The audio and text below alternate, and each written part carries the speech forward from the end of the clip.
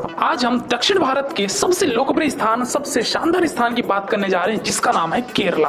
दोस्तों, केरला जाने का मन तो काफी लोगों का होता है, लेकिन शायद वहाँ की प्लानिंग करना थोड़ा सा कठिन होता है, क्योंकि केरला एक कोई जगह नहीं बल्कि एक पूरा राज्य है और उस पूरे राज्य में घूमने के लिए आपको कुछ ना कुछ नई नई जगह देखने को मिलेगी। और दोस्तों, केरला जाने का प्लान तो सबका बनता है, लेकिन डे वाइज प्लानिंग कैसे की जाए, कितने दिन का ट्रिप बनाना चाहिए, कहाँ पहुंचना चाहिए, कहाँ होटल लेना चाहिए, ये सारी चीजें मस्तिष्क में सबसे पहले आती है। तो दोस्तों, आपको टेंशन लेने की आवश्यकता नहीं है, क्योंकि जब तक यात्रा बस है तब तक आपको कोई भी योजना बनाने में कठिनाई नहीं होगी। दोस्तों, आज की वीडियो में मैं आप लोगों को बताने वाला हूं कि केरला आप कैसे पहुंचेंगे। केरला में आपको प्रॉपर मैप के जरिए मैं आपको समझाऊंगा कि आपको डे वाइज प्लानिंग कैसे करनी है, कौन कौन से लोकेशन पे विजिट करना है, क्या क्या एक्टिविटीज और कौन कौन से स्थान पे घूमना है। केरला में आपको होटल के क्या क्या कॉस्ट पड़ेंगे, आपका ट्रांसपोर्टेशन क्या होगा, और साथ ही साथ आप अंत में ये भी जानेंगे कि केरला पूरे घूमने के लिए एक व्यक्ति का कुल खर्चा कितना लग जाएगा। तो दोस्तों, बने रहिए मेरी वीडियो में, एक एक करके सारी बातों को मैं विस्तार पूर्वक वर्णन करूंगा, जिसमें आपको पूरे केरला राज्य को घूमने के लिए काफी सहूलियत मिलेगी और आपका खर्चा भी कम आएगा। तो बिना विलंब किए प्रारंभ करते हैं सबसे पहले कि केरला में हमको कौन कौन से लोकेशन पे घूमना है, और ये है आपके सामने मैप। सबसे पहले आपको आना है कोच्चि, और कोच्चि से फिर आपको जाना है मन्नार। मन्नार घूमने के बाद आपको जाना है टेकड़ी। टेकड़ी से घूमने के बाद आपको आना है एलेप्पे। एलेप्पे से घूमने के बाद आप चाहे तो कोच्चि आकर अपनी रवानगी ले सकते हैं, लेकिन अगर आप कोच्चि चले जाएंगे तो आपका छूट जाएगा तिरुवनंतपुरम, जो कि केरला का कैपिटल है, जिसको त्रिवेंद्रम भी शॉर्ट में बोला जाता है। तो यहाँ पे मैं आपके पास दो विकल्प रखूंगा। पहला तो ये कि एलेप्पे से आप कोच्चि आ जाइए और कोच्चि से अपनी ट्रेन फ्लाइट जो भी है आपकी पकड़ के अपने अपने शहर के लिए निकल जाइए, या फिर अगर आप त्रिवेंद्रम भी आना चाहते हैं तो वहां से आप आ जाइए तिरुवनंतपुरम यानी कि त्रिवेंद्रम, और वहां घूमिए, और त्रिवेंद्रम से आप अपनी फ्लाइट या फिर अपनी ट्रेन ले सकते हैं, ताकि आपका त्रिवेंद्रम भी कवर हो जाए। अब एक एक करके मैं पॉइंट टू पॉइंट आपको मैप के जरिए और आपको डे वाइज प्लानिंग बताऊंगा कि कैसे कैसे आपको वहां पे घूमना है और कहां कहां कितने कितने दिन का स्टे करना है। सबसे पहली चीज तो ये कि आपको केरला आने के लिए 10 दिन का प्लान बनाना पड़ेगा, क्योंकि 9 से 10 दिन आपको डेफिनेटली केरला लग ही जाएगा। वही अगर आप बारीकी से हर एक चीज एक्सप्लोर करना चाहते हैं तो फिर वो आपके ऊपर है, चाहे आप 15 दिन ले लीजिए, चाहे आप वो 20 दिन ले लीजिए। क्योंकि वैसे कहना चाहिए कि केरला को आपको महीने भर भी लग जाएंगे पूरा घूमते घूमते, बट महीने भर घूमेंगे तो हमको अपना बजट भी देखना पड़ेगा। एनीवे, सबसे पहले आपको आना है कोच्चि, और कोच्चि से ही हमारी यात्रा प्रारंभ होगी। कोच्चि आने के लिए अब यहाँ पे 3 ऑप्शन है। पहली ऑप्शन तो ये कि अगर आप फ्लाइट से आ रहे हैं तो आपको कोच्चि में इंटरनेशनल एयरपोर्ट मिल जाएगा, वहां आ जाइए आप। और दूसरा आपका, अगर आप ट्रेन से आ रहे हैं तो वहां पे आपका सबसे नियरेस्ट रेलवे स्टेशन है, वो है आपका एर्नाकुलम रेलवे स्टेशन। तो आप एर्नाकुलम आ जाइए। बहुत ही बड़े बड़े शहरों से एर्नाकुलम के लिए ट्रेनें हैं, अगर नहीं है तो फिर आप ब्रेक जर्नी करके भी एर्नाकुलम रेलवे स्टेशन तक पहुंच सकते हैं। तीसरा ऑप्शन है आपका बाई बस का। कोच्चि के लिए आपको बेंगलोर, हैदराबाद, कन्याकुमारी, त्रिवेंद्रम, मदुरई, हर जगह से आपको डायरेक्ट बस फैसिलिटी मिलेगी, चाहे वो आपकी प्राइवेट बस हो चाहे वो आपकी गवर्नमेंट बस हो। तो दोनों ही प्रकार के आपको बसेस अवेलेबल हो जाएंगे विभिन्न राज्यों से, विभिन्न शहरों से। तो दोस्तों, ये बातें थी कि आपको कोच्चि आना है, और कोच्चि में आप जिस दिन आएंगे उस दिन तो आप स्टे करिए ही और वहाँ के लोकल साइट सीइंग घूमिए। अब एर्नाकुलम में भी आपको दोस्तों घूमने के लिए बहुत सारी जगह है, यानी कि कोच्चि कहिए या फिर उसी का नाम है एर्नाकुलम। तो एक प्रकार से वो दोनों ही टूरिस्ट स्पॉट है। तो आप कोच्चि में यहाँ घूमिए, वहाँ पे बीच है तो बीच में भी आप जाके आनंद ले सकते हैं, कुछ समय वहाँ व्यतीत कीजिए, वहाँ के आप लोकल साइट सीइंग घूमिए, और साथ ही साथ वहाँ पे वास्को डी गामा का मकबरा भी है, जो कि एर्नाकुलम में ही है, तो वो भी आप जा सकते हैं। और वहाँ जितने भी लोकल साइट सीइंग है वो सब आप ऑटो टैक्सी के द्वारा घूम सकते हैं। तो दोस्तों, ये सारी चीजें कोच्चि की बातें थी। अब बात करते हैं कि आपको कोच्चि में स्टे कहाँ करना है। तो दोस्तों, जो एर्नाकुलम रेलवे स्टेशन है तो वहीं पे आप स्टेशन के बाहर ही अपना स्टे ले सकते हैं, या नहीं तो चाहे आप कोच्चि के मेन मार्केट में भी आके आप अपना स्टे बना सकते हैं, या फिर अगर आप थोड़ा माहौल वाला जगह चाहते हैं जिसका सीन अच्छा हो तो फिर आप बीचेस के पास भी आपको ढेर सारी रिजॉर्ट्स और होटल देखने को मिल जाएंगे। थोड़े से आपके कॉस्टली पड़ेंगे तो आप वहां भी रुक सकते हैं। होटल की अगर मैं कॉस्ट की बात करूं तो ये आपका 1500 रुपए से लेकर 2000-3000 रुपए तक के आपको होटल देखने को मिल जाएंगे, तो आप वहां स्टे बना सकते हैं। डे नंबर 2 पे दोस्तों, अगर आपके कुछ लोकल साइट सीइंग बचे हुए हैं, हो सकता है कि आप डे नंबर 1 पे नाइट के समय पे आ रहे हैं, तो फिर आपके सारे लोकल साइट सीइंग बचे रहेंगे। तो डे नंबर 2 पे वो सब कवर करके लगभग 10 से 11 बजे के आसपास आपको अब निकलना है मन्नार के लिए, यानी कि डे नंबर 2 पे आप मन्नार के लिए रवानगी लेंगे। मन्नार के लिए आपको दोस्तों जो डिस्टेंस है कोच्चि से, वो आपकी 130 किलोमीटर की पड़ जाती है, और ये 130 किलोमीटर तय करने के लिए आपको 4 घंटे लगेंगे।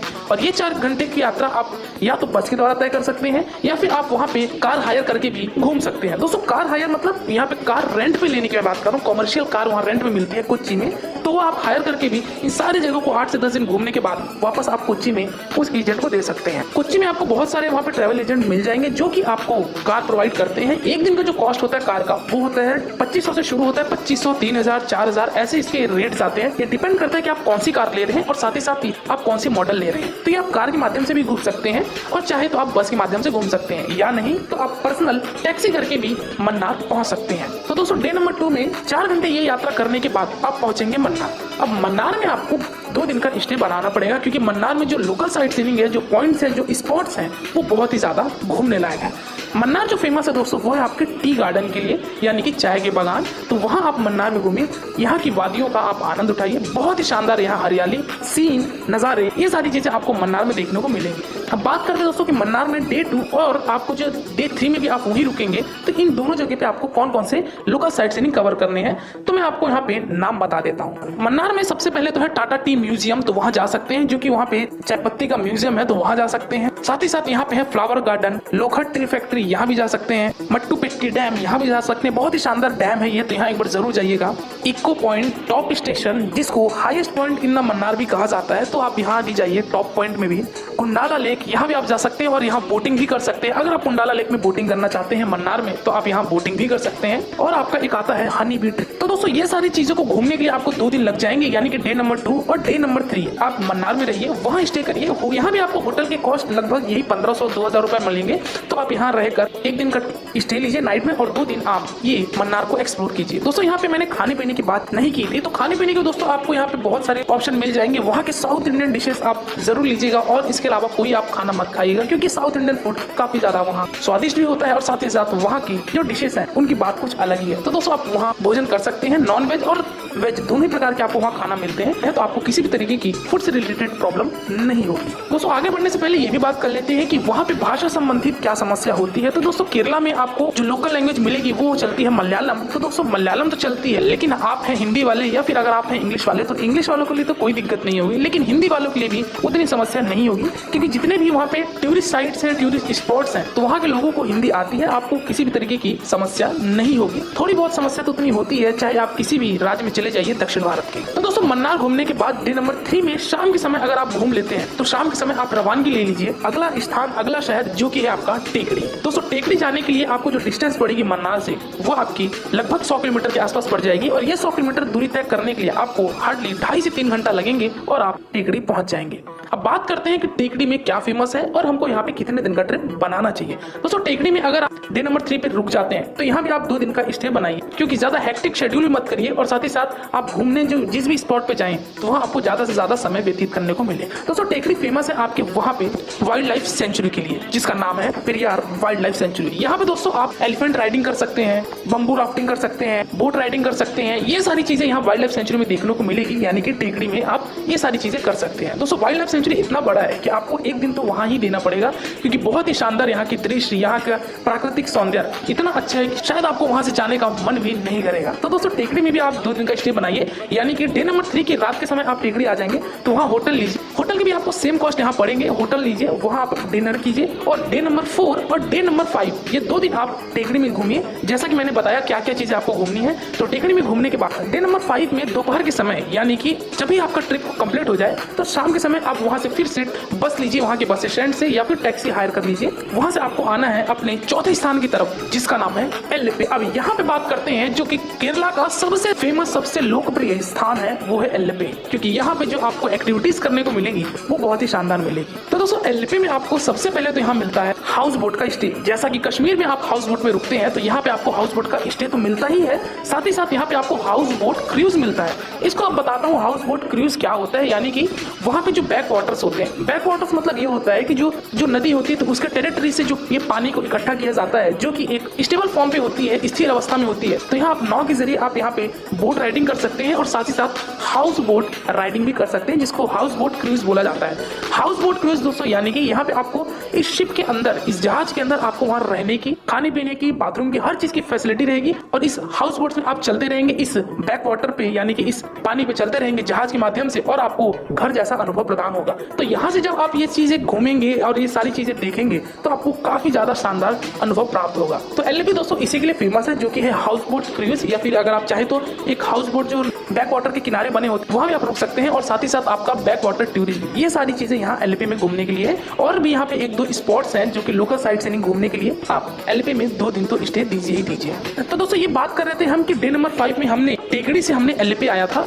और आपको डे नंबर 6, डे नंबर 7 ये 2 दिन आपको बिताना है एल्लेपे में। दोस्तों यहाँ पे जो हाउस बोट क्रूज है, यानी कि जो जहाज वाला जो हाउस बोट अगर आप लेते हैं, तो इसका जो कॉस्ट होता है वो होता है 4000, 4500, 5000 रुपए, और ये आपको 4 से 5 घंटे का ट्रिप होता है। वही अगर आप नाइट स्टे करना चाहते हैं तो नाइट स्टे भी कर सकते हैं, पूरी रात भी आपको ये सुविधा मिलेगी, लेकिन उसके कॉस्ट थोड़े से ज्यादा हो जाते हैं। तो दोस्तों अगर आप इसमें अनुभव लेना चाहते हैं तो आप सस्ते वाले में जा सकते हैं, जिसमें टाइम पीरियड कम होता है, तो आपको थोड़ा सस्ता पड़ेगा। और इस हाउस बोट से पूरे बैक वाटर का, पूरे एल्पे केरला का आप जरूर ये नजारा देखिएगा। दोस्तों यहाँ पे बहुत फेमस बीच भी है, तो वहाँ बीच में भी जाके आप उस समय एक्सप्लोर कर सकते हैं। तो डे नंबर 6 और डे नंबर 7 आपके लिए एलपी के लिए रिजर्व हो गया।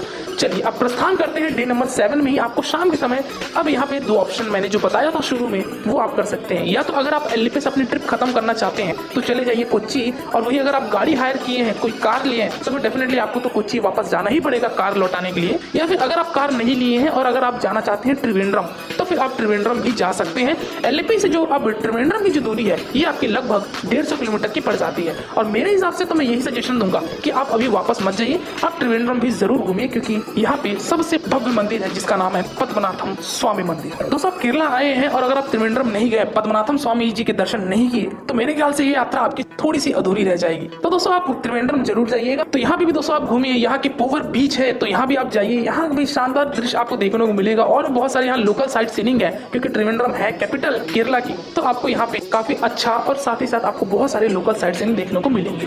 तो दोस्तों आप त्रिवेंद्रम में रहिए और त्रिवेंद्रम से आप 2 दिन यहाँ एक्सप्लोर करिए, यानी कि डे नंबर 8 और डे नंबर 9 ये 2 दिन आप एक्सप्लोर कीजिए। एक दिन तो आपको लगेंगे पद्मनाभम स्वामी मंदिर दर्शन करने के और वहाँ के जो मेन बीचेस हैं तो वहाँ आप समय व्यतीत कीजिए। दूसरे दिन आप वहाँ ऑटो टैक्सी करके आप सारे जगहों पे लोकल साइट सीइंग कर सकते हैं त्रिवेंद्रम के आसपास वालों जगहों के, और वहाँ से आप अपनी रवानगी ले सकते हैं। अगर आपका ट्रिप लंबा है तो कुछ टूरिस्ट त्रिवेंद्रम से निकल जाते हैं नागरकोइल होते हुए कन्याकुमारी, लेकिन कन्याकुमारी की बात मैं नहीं कर रहा हूँ, क्योंकि आज मैं केरला ट्रिप की बात कर रहा हूँ। तो त्रिवेंद्रम से आपकी यात्रा या तो खत्म कर दीजिए, या फिर अगर आपका प्लान लंबा है तो फिर आप जा सकते हैं कन्याकुमारी। तो दोस्तों त्रिवेंद्रम में यानी कि तिरुवनंतपुरम में ही रेलवे स्टेशन है त्रिवेंद्रम नाम से, तो वहां से आप अपनी ट्रेन ले लीजिए और आप अपने शहर के लिए रवानगी ले लीजिए। और त्रिवेंद्रम में ही आपके तिरुवनंतपुरम इंटरनेशनल एयरपोर्ट है, तो वहां से आप अपनी फ्लाइट भी ले सकते हैं अगर आपका mode of transportation by air है। चलिए दोस्तों अब बात करते हैं कि जो केरला आने के लिए आपका जो बेस्ट समय है वो कौन सा है। तो दोस्तों यहाँ पे जो केरला आने के लिए आपका जो बेस्ट समय है वो मैं आपको 2 तरीके से बताऊंगा। पहला तो ये कि अगर आप ऑन सीजन में आना चाहते हैं, ऑन सीजन मतलब अक्टूबर से लेकर मार्च तक का जो समय होता है केरला का वो बहुत ही शानदार होता है, क्योंकि यहाँ पे आपको गर्मी नहीं मिलती है, साथ ही साथ यहाँ का जो इन्वायरमेंट होता है वो भी बहुत शानदार होता है। तो ये जो समय होता है अक्टूबर से लेकर मार्च तक का वो आपका ऑन सीजन होता है। यहाँ पे आपको थोड़ा बहुत बजट ज्यादा मिलेगा अगर आप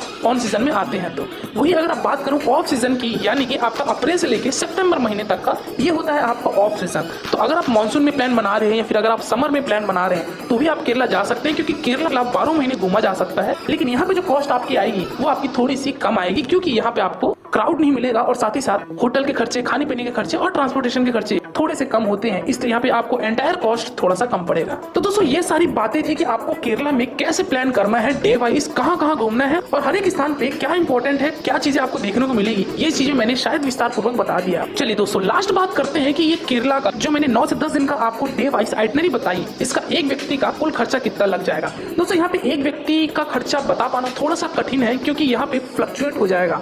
कहने का मतलब ये है कि अगर आप पूरा केरला घूमना चाहते हैं तो एटलीस्ट आप लोग 2 लोग तो रहिए, क्योंकि अगर आप सिंगल रहेंगे तो आपका खर्चा बहुत ज्यादा आ जाएगा, क्योंकि यहाँ पे ट्रांसपोर्टेशन, होटल, खाने पीने और अगर आप कोई भी एक्टिविटीज करते हैं तो इन सब के खर्चा एक व्यक्ति को बहुत ज्यादा भारी पड़ेगा। तो बेटर ये है कि अगर मैं 2 पर्सन का कॉस्ट बताऊं तो मान के चलिए अगर आप कपल्स हैं या फिर अगर आप बैचलर भी हैं, स्टूडेंट भी हैं, तो मान के चलिए कि आपका जो 2 व्यक्ति का खर्चा आएगा पूरे इस 9 से 10 दिन केरला घूमने के लिए वो आपका लगभग 50,000 रुपए के आसपास आ जाएगा, यानी कि एक व्यक्ति का 25,000 रुपए कहा जा सकता है। दोस्तों इस फिल्म में मैंने कौन कौन से कॉस्ट को इंक्लूड किया है ये भी आप जान लीजिए। सबसे पहली चीज तो वहाँ के होटल के खर्चे, खाने पीने के खर्चे और आपके जो भी ट्रांसपोर्टेशन होंगे, चाहे आप बस से आइए चाहे आप टैक्सी बुक करके आइए, इसके कॉस्ट, और साथ ही साथ अगर आप जो भी एक्टिविटीज करते हैं तो एक्टिविटीज के कॉस्ट को भी मैंने यहाँ पे इंक्लूड किया है और आपके एंट्री फीस को भी मैंने यहाँ पे इंक्लूड किया है। तो इन सब कॉस्ट को अगर मिलाया जाए 2 व्यक्ति का जो खर्चा आएगा वो लगभग 50,000 रुपए आ जाएगा। इस फिल्म में मैंने इंक्लूड आपके ट्रेन की टिकट और आपके फ्लाइट की टिकट, और अगर आप कोई चीज शॉपिंग करते हैं तो इन सबको कॉस्ट को मैंने इंक्लूड नहीं किया है। तो दोस्तों ये था आपका केरला ट्रिप का